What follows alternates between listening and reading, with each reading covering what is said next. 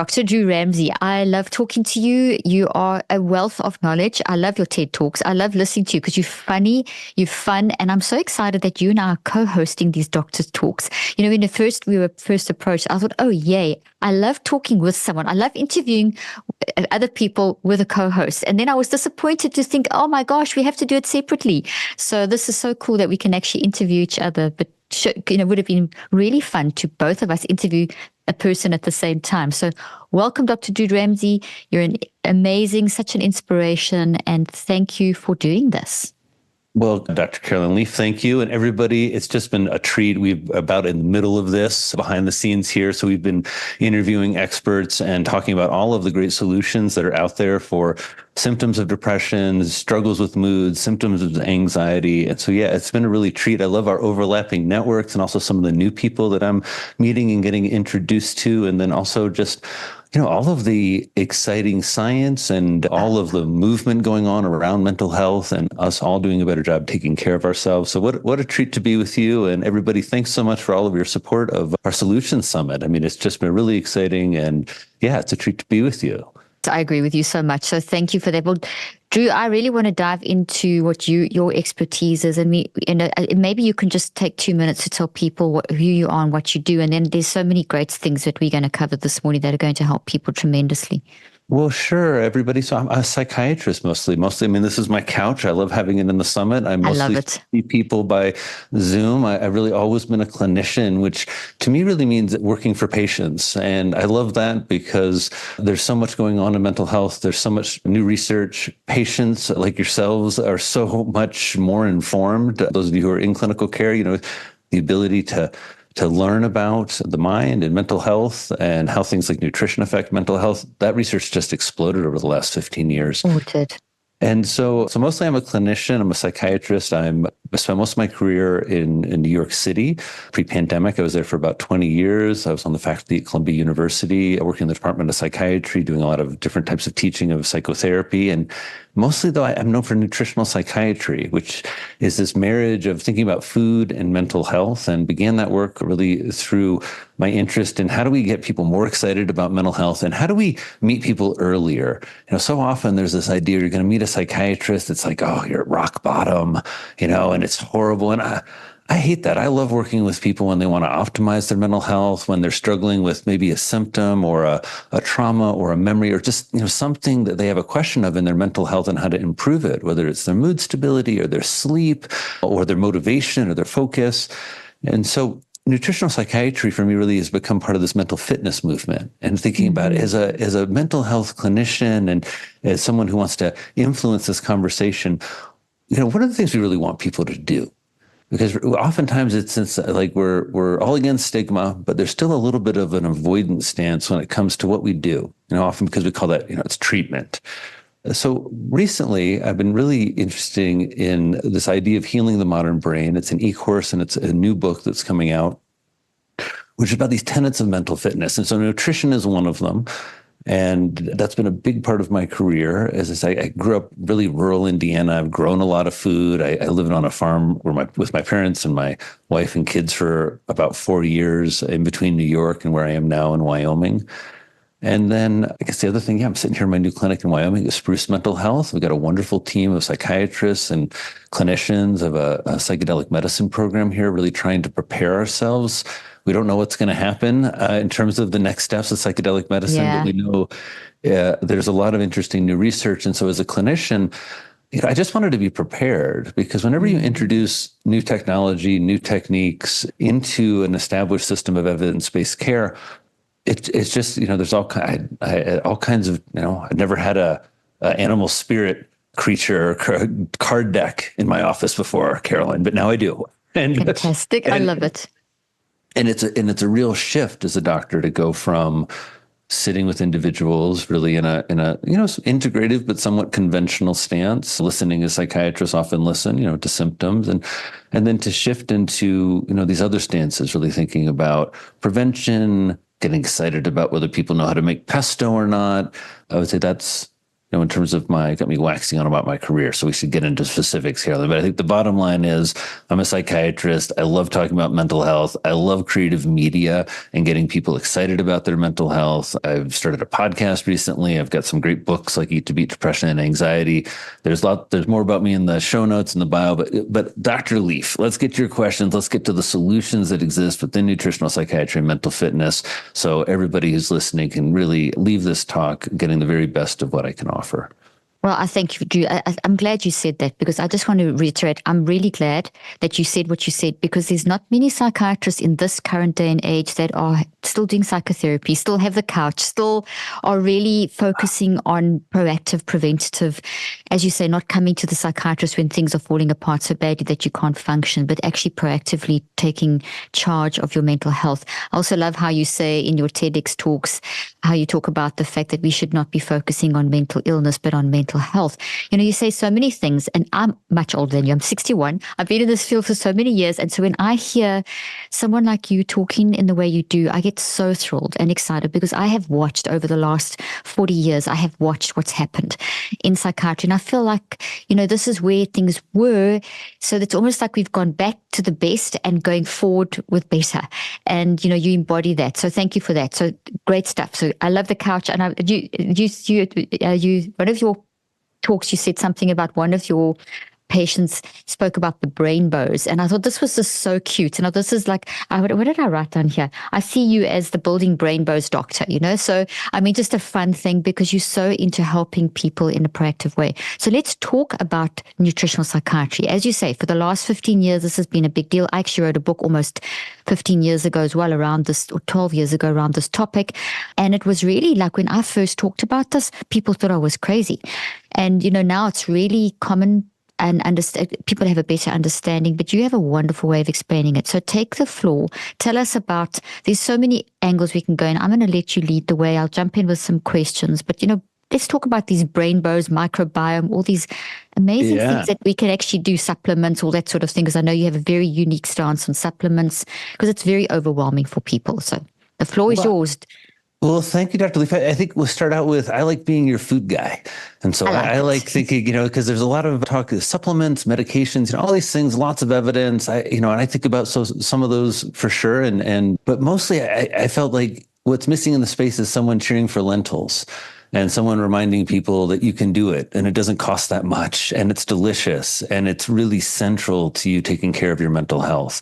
And so this is called nutritional psychiatry, and there are really a handful of us, folks like myself and Dr. Uma Naidu at Harvard, Chris Palmer, Georgia Yadis, Emily Deans. Really small cadre, a few folks I'm sure I'm missing, Shabandi Sethi at Stanford, individuals in mental health thinking about how nutrition, it's called nutritional psychiatry or metabolic psychiatry, is really, I guess those are two different things, but ways that what we do in our lifestyle and what we eat and consume influence our mental health. I define nutritional psychiatry as the use of nutrition. And by that, again, I mean food. Like you say magnesium, I'm like, what's your favorite food source? You say folate, I'm like, you love lentils, don't you? I'm going to say lentils a lot of times in this half an hour. That's going to be my everyone, that's your main takeaway from me. Lentils. Lentils, brainbows and lentils. What was this talk about? Brainbows and lentils. Brainbows and lentils. And so the use of nutrition, food, to optimize brain health. A lot of times we'll see this statistic, right? 1 in 5 of us are struggling with depression or a mental illness at some time during any given year. And I really don't like that statistic so much, because it kind of others all of us who are struggling with our mental health. And instead I really like thinking like we are all arm in arm. All of us want to optimize our brain health. And we all know, everyone in medicine, everyone in psychiatry, that lifestyle factors like nutrition are at the heart of that.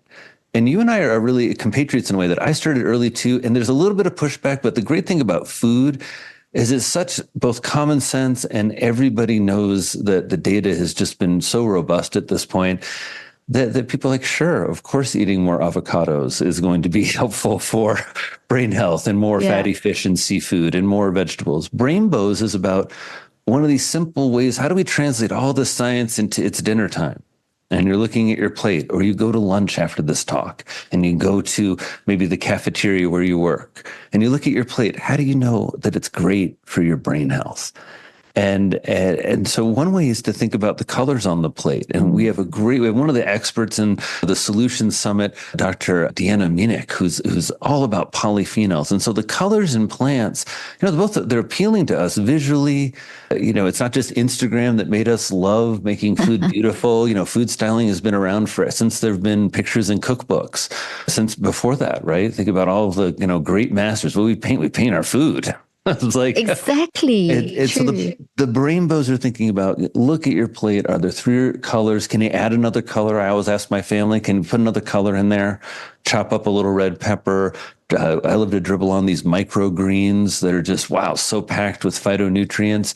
And so brainbows are about trying to get more polyphenols, more colorful flavanol or carotenoid, so phytonutrients. So molecules that we find in plants. A lot of times we'll hear, I would say, some negative misinformation, like, plants are protecting themselves with all these toxins. Sure, there's some of that going on in plants, but our interaction with plants, it's so nuanced, it's so complex. If you're worried about, anti-nutrients, that's why we cook our food. And for the most part, again, looking at all of these whole natural foods, whether it's the kale I grow in my greenhouse, I've got these 2 lacinato plants right now that are they're going off. It's cold. Oh, I'm so here in jealous. Wyoming. Dropped down to 45 last night, 45 degrees Fahrenheit. So, and so that causes the kale leaves to start to kind of sweeten up a little bit. Mm-hmm. Back to nutritional psychiatry. We want to optimize brain health, all of us. And then to get down to the science, I treat depression, anxiety, mental health disorders, and psychiatric conditions. The goal of this work is, can we do a better job preventing those conditions with lifestyle interventions? Mm-hmm. Can we help teens eat better? Can we help college students eat better? Do we have some emerging evidence that in doing that we can prevent depression? Yes, we do. That data now exists. And by we, I mean mostly Australia, because most of the data is coming out of the Food and Mood Center there, led by Felice Jacka, Michael Burke, and their team. It's really kind of changed the landscape for the evidence over the past 10 years. But nutritional psychiatry and prevention and treatment of mental health disorders. So I see someone with clinical depression. Prior to maybe 10, 15 years ago, we wouldn't ask that patient, hey, tell me about your diet. What do you eat? And just put yourself in our shoes. We're treating, let's say, clinical depression, right? If I have someone who is a vegetarian or eating a vegan diet, right? A lot of times in medicine, there's red flags with that. Whereas in nutritional psychiatry, that's at the center of some of our curiosity. What you're eating, if you're a vegetarian or vegan, you're doing such a better job on fiber, you're doing such a better job with your microbiome. Those are often the folks who are eating so many fermented foods. So we want to go over all the amazing things these individuals are doing, and then think from a brain health standpoint, okay, in the larger data sets, you see lower intakes of things like zinc, iron, protein. What is this, again, clinical situation? What is this individual in front of me, my patient? How do they interact with those foods that contain these nutrients? Are they one of the veggies or vegans who are way up on, they got nutritional yeast on their popcorn and they're eating lots of B12 and they know all about that? Or are there somebody who maybe got into this lifestyle because of maybe some ethical reasons. Mm-hmm. And they haven't thought about some of the nutritional implications and their sluggedness, their fatigue, there's some of maybe brittle nails or hair loss, or, some of these symptoms that are mysterious are actually just, they're not having enough of, let's say, iron or B12 or zinc in their diet. Mm-hmm. And so nutritional psychiatry is really about trying to understand your relationship with food, both the nutrients and then these big food categories. And a lot of my talks, you'll hear me rhyme my seafood, greens, nuts and beans, and a little dark chocolate. Dark chocolate with all of the lead and cadmium worries now. It's hard to, but I still think dark chocolate is essential. It's essential, and it's such a great example for us of our biases, right? We think dark chocolate's it's my guilty treat. Or, it's a way of making dessert better. Or we take dark chocolate and put it on a cake and we're like, brain health, this is brain health cake. Like that. No, doesn't quite work. Not how it works. And so, but thinking about these food categories, I'm guilty of promoting kale a lot and thinking about singular foods. I'm getting excited about singular foods, kale, lentil, kimchi, kefir, because we eat singular foods. But my thinking really expanded, especially when Lauren Ledschantz and I published the Antidepressant Food Scale, which is an open source paper. You kind of see our thinking of just trying to begin a conversation really of, if you wanted to think of the most important nutrients for depression, not from a content side, like, oh, we all know omega-3s are great, but from a data side, what does actually research say? 12 nutrients emerged, and we just asked this really simple question. What foods in the natural food world have the highest nutrient density of these 12 nutrients? So the most of these 12 nutrients per 100 calories. And it just really fascinating to see what emerged, because if you look at this, you can look at the list, and watercress is the top plant. And, some people eat that. It's a traditional food in Haiti. It's almost with every meal, I've been told. But a lot of people have never eaten watercress, and their mental health's fine. So it's obviously not the secret, eat more watercress, eat more oysters. Some people don't like those foods or will never eat them. But it's more of those groupings, right? What are 3 of the top 5 on the animal side of things are bivalves, mussels, clams, and oysters.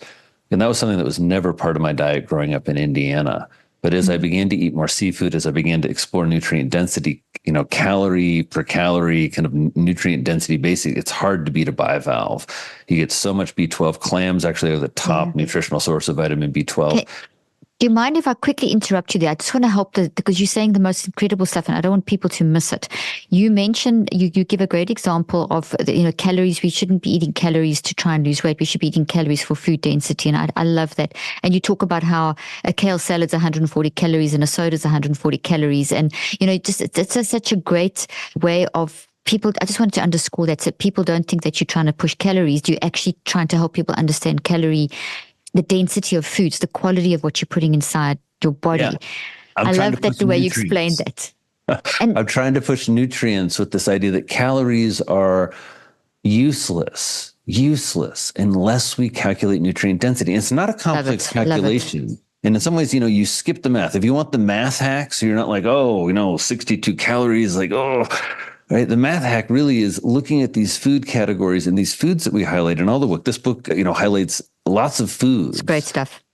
Because that's where you're going to find the nutrient density. When we're talking about a clam and I say top B12, what I mean is that if you eat a few ounces of it with your pasta vongole, you got 1,200% of your daily need of vitamin B12. And vitamin B12 is one of these nutrients that we store. We store years of vitamin B12 in your liver. So it's a really nutrient density for me as a physician who'd been raised in that calorie world was really exciting, because calories in, calories out, that's very true. It's very important. People are eating too many calories. But one way that I guess I think about that is, what if you envision that your mind, your brain, is seeking calories because it's not getting enough of certain things?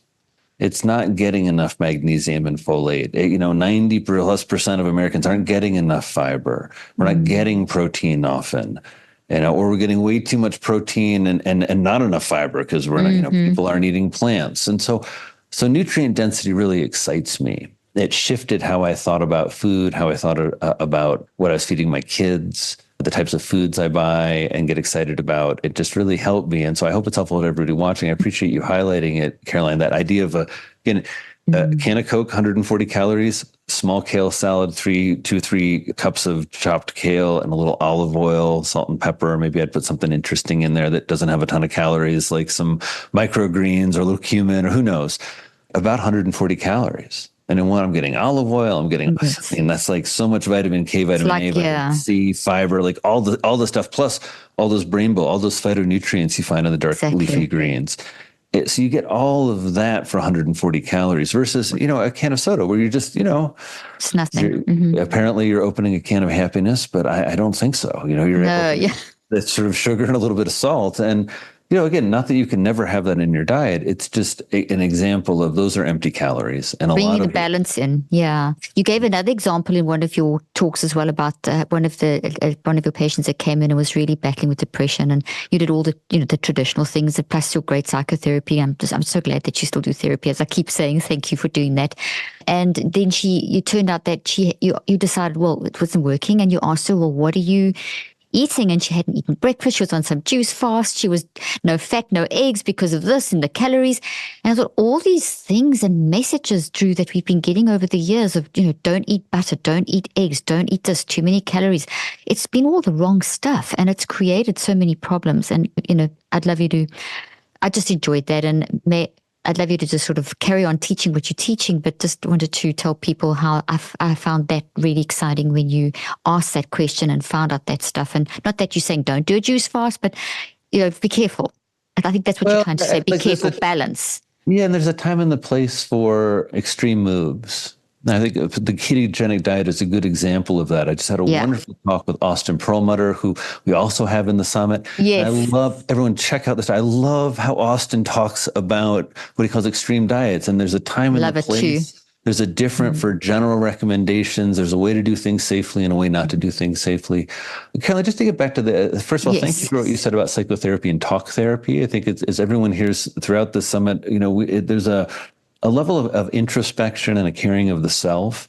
And one of the core tenets of mental fitness and in healing the modern brain and kind of the orientation and the framework I've been thinking about is around unburdening. Unburdening is a way that a lot of therapies, whether it's internal family systems or psychodynamic therapies, think about the processing of trauma.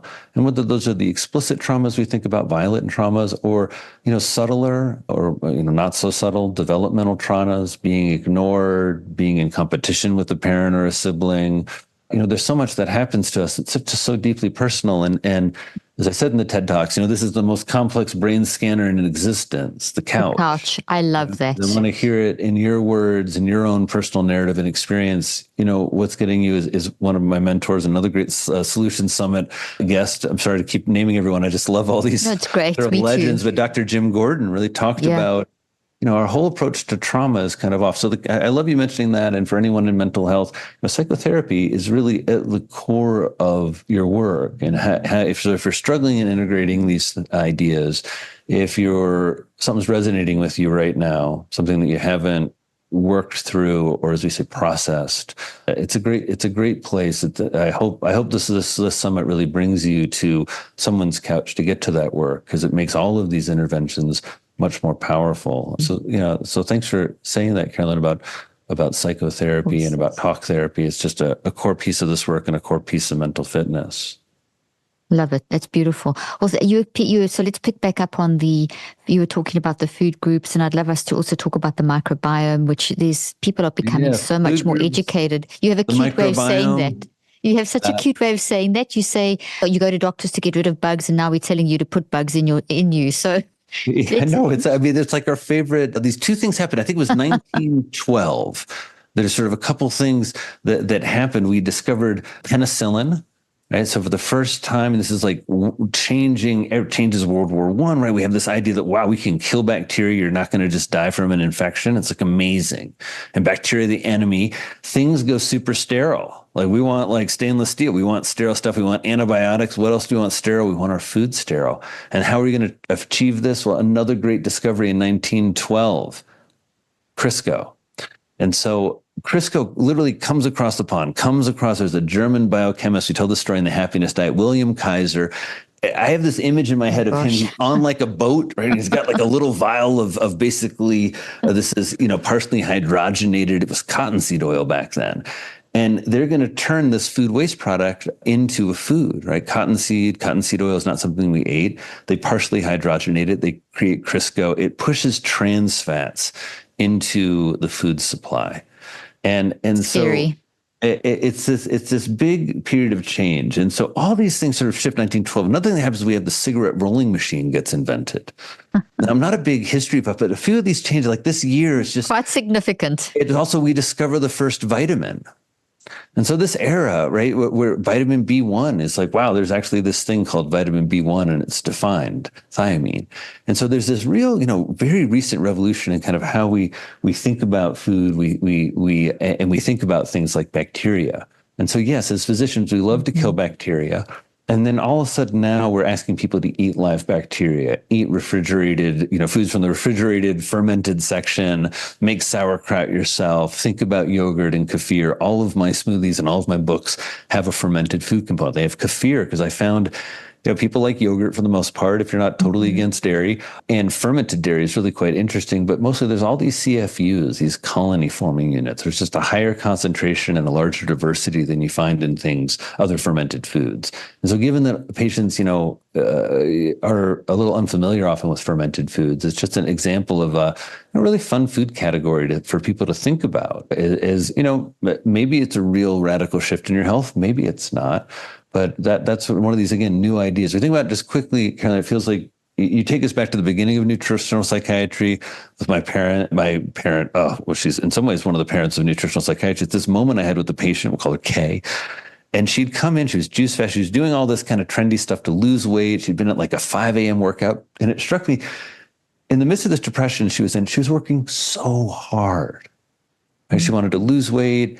And part of the shift in how I was thinking, probably as a therapist, and probably what that couch has taught me, is the way that we think about bodies, the way we think about health, the kind of oppressive nature of the patriarchy of thinking about women's bodies and women's health around weight, around certain parts of their bodies. It's just been so damaging to mental health. Oh, it has been terrible. The eating disorders and it's been awful. And then the way that we approach it in medicine, right? That if, for example, you're a veggie or a vegan, or you are on an anti-inflammatory diet, or a carnivore or whatever, there's all these, so many, we often don't approach it through curiosity. And we often don't ask about it other than maybe, a door handle. I remember when my wife was pregnant with our son, and we got to the door and the OB-GYN said, well, and keep eating healthy. And I thought, I was like really grateful she said something. Yeah. And maybe it's also I'm a physician, I'm supposed to know something about nutrition. But I thought it was also striking that for a lot of people, that's helpful encouragement, but it's not so sure what to do then for lunch. And so I really appreciate you kind of taking back to this moment of nutritional psychiatry. This was for me about 2004, right when I finished residency and I started in practice. Then we think about now, what these new concepts. I go through them in Eat to Beat Depression and Anxiety to kind of say, hey, depression and anxiety, it's shifted. We still think about development. I still love talking to you about all of the details of who you are and your unique internal world. Yeah, there's a lot of new evidence and a lot of new research, around other treatments for sure. But there's also this, robust and growing set of evidence around food and these new concepts: inflammation, the microbiome, again, all the organisms living in our gut. Inflammation is this idea that we have this amazing alarm system. It's amazing. It learns. It's like the immune system's incredible. It's really getting turned on right now. And as everybody knows, I sometimes give an analogy. It was like if you were in high school in America, we take this test, the SAT, to get into college, right? And you went in to take the SAT, and someone pulled the fire alarm, and you're sitting there with your little bubbles, and the sprinklers turn on, and the sirens are blaring, and the flashing lights are going, but you've got to finish the SAT. There's no do-over here. Yeah, you're going to get it done. I believe in you, right? Mm-hmm. But you're going to do worse. You're not going to do as well because you can't focus, right? Because the alarms are going off. And so excess inflammation, which is really, really one of the things I think 60% of Americans now are obese. Maybe I'm getting that statistic wrong. I saw that recently, though. It's a very high number. It's a high number. People around the world are struggling with all types of metabolic challenges. The issue also is, since we're talking about depression and anxiety, there's all kinds of ways that inflammation is triggered by these disorders, right? About 30 to 40% of patients who have treatment-resistant depression, awful phrase, everybody agrees, right? I've never seen anybody resist treatment. Like, there's something that's going to take this depression away. Like, I know, no, it's such an awful word. It's an awful, but for folks who we haven't helped yet in terms of understanding their depression and better treating their depression, there's such a connection between inflammation for some of those individuals and their mood state and their depression. There's a lot of data, for example, individuals who are on an anti-inflammatory plus a medication, those meds are like twice as effective. And so so inflammation, new concept in mental health. I bet by the time the summit comes out, there'll start being more data about the GLP-1 medication. Yeah. Yes, that's about those in weight. But boy, so many of my patients take them and stop smoking, don't want to drink anymore. Their self-esteem shifts, the chatter that they've tried so hard to quiet about addictive food, problems. Yeah. Right. It's just so, we're in this very exciting time where new concepts like inflammation are being applied directly to mental health. And again, the idea that after this, you eat a really nutrient-dense meal full of rainbows, and then you think about some of the advice in the summit, and you call a friend you haven't talked to for a while, and you just catch up. Or you just send them a picture or text, hey, I was thinking about you. So you work on connecting, you work all these elements of mental fitness that we're talking about. It's really wonderful to think about these different systems. At lunch, I also want you to eat some fermented foods to affect the microbiome, but these different systems that are influencing our health and our mental health and helping us, I think, also feel this notion that we don't have total control. We have some. I was talking to a patient this week who was really had been doing really well and just kind of had crashed and wasn't clear why, needed a session, squeezed an extra session in. And I met with her and she had this really very clear and kind of poignant assessment, essentially, of, she's doing very well, but it just kind of, modern life had gotten a little overwhelming for her. And it was just this, to me, lovely moment about how the modern world does require a new extra set of skills. That's really what healing the modern brain is about, thinking about your mental fitness and thinking about these new concepts. Neuroplasticity, also, we got to say, I'm sorry to keep going on, Carolyn, but just this new idea of you can make your brain or help your brain grow and repair itself. It's been my life's work, neuroplasticity, so I cannot agree. I'm so glad you brought that concept up. It's incredible to know. What I'm hearing you saying, Drew, is it's very encouraging. We have moved over the last 40 years or even 50 years, from being quite holistic prior to 40 years of neuro reductionism.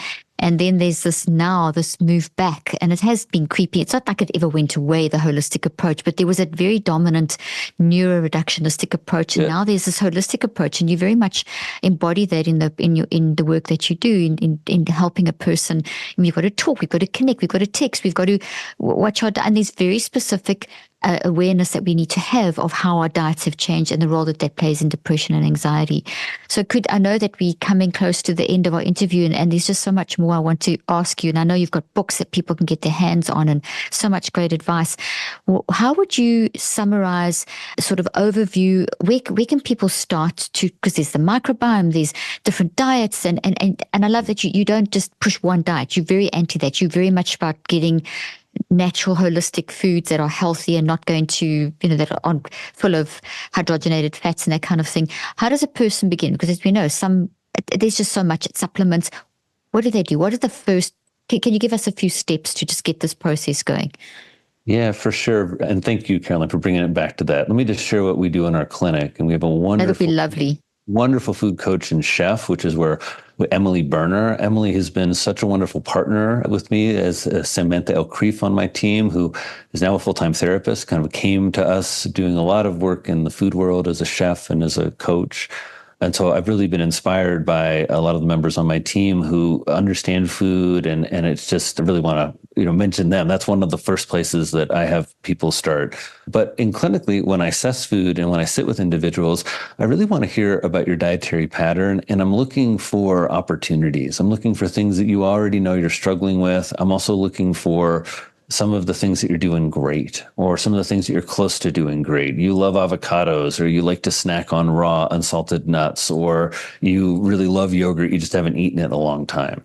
I'm looking for your relationship again with that little rhyme: seafood, greens, nuts and beans, and dark chocolate, and thinking about these food categories. And then I'm thinking about some of the, what get pegged as controversial, but, eggs, meat, dairy, but people eat those. And so again, as a clinician, I'm just like, well, what are you doing? Are you eating a ham sandwich every day, or are you like smoking a brisket in your backyard with your buddies? Those are different meat experiences. Those affect your health in different ways in my mind. And so for everyone watching, where I'd ask that you start is settling down just for a moment, taking a breath, uncrossing your legs, and just appreciating how incredible it is that you can eat so many different things and you can create a human consciousness with it. I mean, that's the part that still blows my mind, whether it's an avocado or a lemonade iced tea or a shrimp cocktail, right? Or a salad.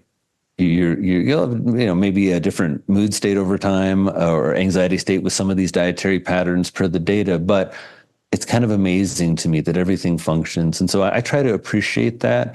And I try to think about some of what my body is asking for in a real way. So often we don't take this seriously and we joke, my body's asking for more ice cream.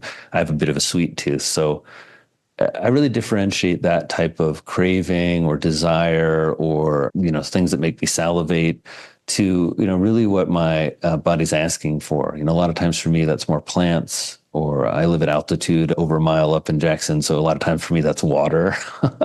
Yeah. And to think about, what you're asking for, needing. And a lot of times I see with patients, it often doesn't start with food or diet plan. It starts with space. If people don't have any space for honoring their nutrition, their self-nourishment, for seeking out the foods that, a lot of people love: pears, watermelon, raspberries, cucumbers. There's this TikTok phenomena right now, the cucumber guy, but all the different ways he makes cucumbers. I think it's so wonderful because cucumber is such an awesome vegetable. Yeah, it is. So easy. So starting out with, again, what you're knowing you need, and then thinking through these food categories in a very kind of looking at your dietary pattern. Think about, Dr. Leaf brought up rainbows. Think about colorful vegetables. I love the recommendation of Tim Spector that we should be trying. He's a top microbiome researcher, wonderful follow on Instagram. Incredible individual. I love him for inspiration, but he encourages us to eat 30 plants a week, 30 different plants a week. And boy, I love it when I look down and I'm like, I got 9 plants on the plate this very meal. Like Tim would be proud. So getting those crunchy vegetables in there again, and keeping it simple, folks. I think so often we get caught up with like this complex, macro ratio. And, I don't like to use myself as an example too much, but I've really tried to live this lifestyle, eating a mostly whole foods diet, other than my ice cream and sweet problem, really trying to keep it simple. And so those are some of the places to start looking at those food categories. If you want to get specific for anxiety and depression, I really like people looking at their seafood and meat consumption patterns, thinking about where are those fatty fish, wild salmon. Really recently, it's a lot of focus on plants. I just find that people are really struggling to do that well, to do that deliciously. A lot of people actually in Eat to Beat Depression and Anxiety, I have a pesto formula in here, so you can make your own pesto, whether it's pistachios, or Rebecca Katz, the great mood food chef, was telling me about traditional Sicilian pesto being pistachio based. Yes. And I had no idea. So there's so much just wonderful ways to approach food. I think another thing people struggling with who have anxiety and depression symptoms, and I just want to honor this for everybody, is, not feeling a lot of motivation or hopefulness or energy or optimism. This stuff is easy to say and a talk here and get enthusiastic and excited about. If you're feeling really depressed, you're having a hard time getting out of bed, a kefir smoothie with 4 ingredients can just sound like way too complex and overwhelming. Anybody who struggles with depression, sometimes I'll to me, like the grocery store is a little bit of a litmus test. If I'm in there and I'm really not excited about all of the opportunity, whether I'm trying to save money and be economical, whether I'm trying to get more diversity of plants, or whether I'm trying to explore more seafoods, it's really, for most individuals, a lot of individuals, there's an incredible diversity of options now for all of us. That's true. And when I'm not excited that I'm in there, I know something's kind of off with my mood, or if I'm racing through and I know there's something off with my kind of anxiety and organization, I'm not there in the way that I need to be. So that's a long-winded answer, everybody, but I guess where I'd like to ask you to start is really at the heart of nutritional, so the soul of nutritional psychiatry. I go all the way back to that patient in 2004. Sitting with her, I think what I ask people to do is really think about the heart of nourishing yourself with food, taking care of your mental health, feeding your mental health, and doing that in a way that really, honors the nutrients that your mind needs, and that you can find those in these food categories. And by adding more of them in, you're really taking care of a lot of the challenging deficiencies people have in things like fiber, live bacterial containing foods, polyphenols like the rainbows, and getting out a lot of the stuff that, we know are causing problems, ultra-processed foods, all the stuff that's quick, that's easy, that's delicious, that is at the heart of American food often, right? Hot dogs and pizza and hamburgers and French fries. And just really honoring the science. It's not that you can't have any of those things, but those actually can't form the core of your diet if you want to optimize your mental health and your brain health. They can't. It's not compatible with healthy physiology. And just going hand in hand with that is that you can't go and eat like that and then just think you can supplement your way to health. And there's obviously a role for everything. But could you just in a minute or so sort of talk a little bit, because that's a question people I know are asking. It's very common. What about the supplement industry, which is overwhelming? I think I think about the supplement industry like I think about the pharmaceutical industry. They're in the exact same spot. They're not any different to me. When I went off to college, my mom pulled me aside. Mom's kind of a hippie, and she sort of looked at me and she said, "Look, no pills, no powders." And and I don't think she meant that in an anti-supplement or anti-psychopharmacological way. I prescribe lots of medications. I help people sort out their supplements. I have lots of patients who take lots of things. But for me, as I said, I like being the food guy and thinking about a food first philosophy. I love it. And I think all of us, me too, we have that hope. We have that hope that there's going to be that kind of silver bullet solution. It happens sometimes. I've had a few, what all of us, think of as home runs. Someone comes to see me and they have nail biting or they have OCD and they take N-acetylcysteine and it goes away. Just like some medications, some people have symptoms and that, it just really resolves. But, I always like starting to really understand what in your lifestyle is contributing and not from a blaming individuals way or saying supplements or meds or therapy shouldn't be part of your journey. I mean, for sure, I like all those things. All of it, everything. Well, I like people seeing the full menu. I think in my practice, in my clinic, if you come in and you don't like meds, okay. I don't want to turn you away because you're coming to ask for help with your mental health. If you come in and you've got a really complex supplement regimen, that might not be what I would do, but I'm here to work with you. Yeah. I work, I sort of say I work for you. I mean, it's like, I'm here to advise you. I'm here to do my best of understanding and my own biases. There's a certain way that I think we should approach mental health. Those are my biases. Some of those are evidence-based. Some of those are just how I think we should do it. But to really be a partner for individuals, the supplements, there are just quickly some where there's a lot of good and interesting evidence. When you look at how Germany treats adolescent depression, they use St. John's wort often. Right? St. John's wort trials in America haven't been positive. That said, it's an interesting compound. You look at some of the new data on like L-theanine or rhodiola rosea. I think just like with medication supplements, there are some positive studies, there are some negative studies. Exactly. There are some, and so again, this notion, would I rather you eat fish or take an omega-3 fatty acid supplement? I'd rather you eat fish. What if you were like me when you were 21? And when I say fish, you get nauseous? Those are the types of situations where supplementation makes sense. Or, certainly for people, again, who are on a more plant-forward diet, who aren't eating their clams, right? For sure, I want you taking a B12 supplement and checking, most importantly, also checking your B12 level. And then, as some of my colleagues often point out, and I think it's a really important thing to point out, a lot of people with compromised medical status situations, metabolic disorders, GI disorders, they struggle with some absorption. And the supplementation in some of these individuals really makes a lot of sense. And so, I don't want to come across as like, anti. No, it's balance. It's a great answer. You've come across with a great answer. There's a menu. It's bio-individuality. Everyone's unique. There's no one, you can't tar everyone with the same brush. And that's what I really like about your approach. It's everyone's different. There's a whole lot of ways of approaching us, and it's a combination, and everyone's unique. And that's what really counts. And it makes me think that last night, because I knew I was interviewing you today, obviously, we were doing dinner last night. We had some friends over, and I was making the salad. I thought, let me make a Drew salad here. And it was like, what was in your salad?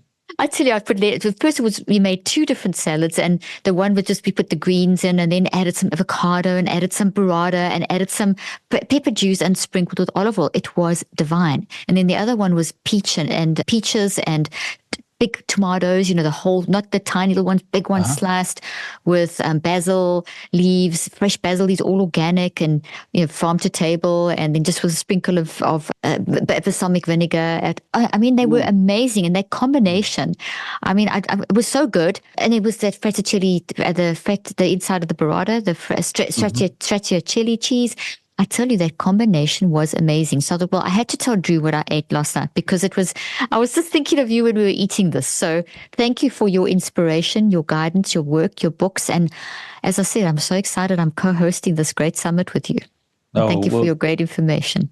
Well, Caroline, thank you for thinking of me during meal prep. That's such an honor. Anybody watching the Sunlight, anytime that I get to drop into your kitchen in your mind, I think it's such a great honor and a privilege. And I want you to hear me cheering. I love this dish. First of all, everybody's heard me. I just got to get into the nutritional.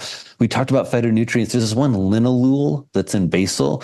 I just posted a little, I don't know, a social media post of these are the greens that I eat more of than kale, because basil is just, I love it. Linalool is the same molecule that's in lavender. And there are actually studies of lavender aromatherapy that your linalool blood level goes up and sleep quality improves. And I think anxiety decreases. I mean, not the biggest studies, but just again, this fascinating molecule. So I love that you've gotten that in there. And then I love everyone can see a piece of nutritional psychiatry. See the intention, how Caroline lights up the creativity, the flavors, the taste, and also that it's with friends. It's not one salad, it's two salads, right? Delivered beautifully. Yeah. All of it together. Communication, all of it was involved. The whole making the food together as a family, laying the table, making it look beautiful, the great conversation. That's the holistic. You all felt better afterwards. That hour that you're talking about, the making, the prepping, the set, I think this is one of the most powerful moments in kind of social structure, family structure, for healing, for our mental health, for this, kind of what we want to be, lost in the process of connecting with each other, loving each other, creating something together, nourishing one another. It's such a wonderful, wonderful image for us to end on, Dr. Leaf. I thank you so much, everybody. It's such a treat to get to share all of this information with you all. And I hope to be in your kitchen. I hope you hear me cheering for lentils and pesto and wild salmon. And add basil. And basil and peaches and all these wonderful foods that we're surrounded by that really are here to help us heal and help us on our journey to find creativity and connection and deliciousness. So what a treat. Thank you so much, Dr. Leaf. Thank you, Dr. Ramsey. It's been a pleasure. And I look forward to chatting again soon.